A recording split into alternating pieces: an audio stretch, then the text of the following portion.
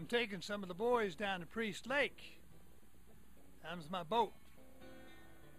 Go down there and have some good times, meet some lovely young ladies. You want to go with us? What? This was the camp boss up where I was working in the Kniksu forest in the Idaho Panhandle. It was a very adventurous job, particularly for a young man in high school and whose other option was to thin beets on my uncle's farm.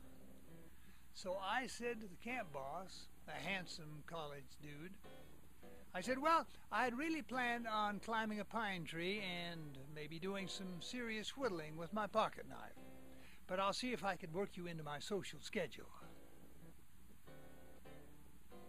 The work was demanding and interesting, but there wasn't much to do afterwards. We were living in tents out there in the hills. We did invent a game out there, a combination of basketball and karate. We played that, and I played my ukulele. That's what I played before I graduated to 2 more strings. It was the ukulele that got me there, because they figured I could bring some festivities and music to the whole party, so off we went. Now, Priest Lake is a beautiful place. Beautiful, clear blue water surrounded by gorgeous mountains covered with pine trees. The only thing more beautiful than Priest Lake, in our opinion, was the ladies who flocked down there and frolicked on the sand and in the lake.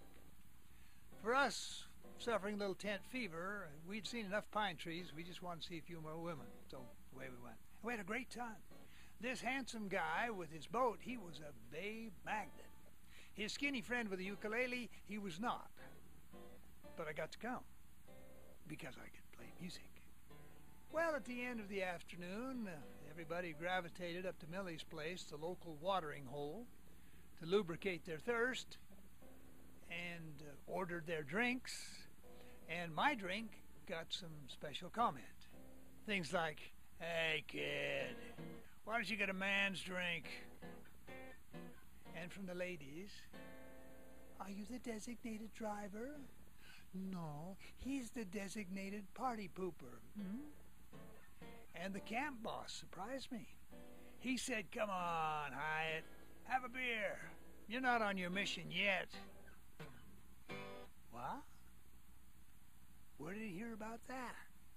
Well, it turned out he knew more about the Mormons than I thought he did.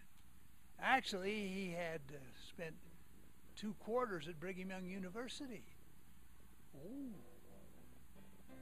Well, I stood my ground, and after a while the jokes subsided and petered out, and they began to ask me a little bit about my life and why I would order a drink like that, and we talked about the church, and it was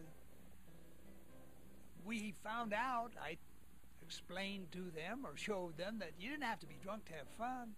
We sang, told stories, had a great time. Later on, we talked about the church. Later on, some of them joined the church. And the last I heard, the camp boss was the stake president down in Tulsa. Not.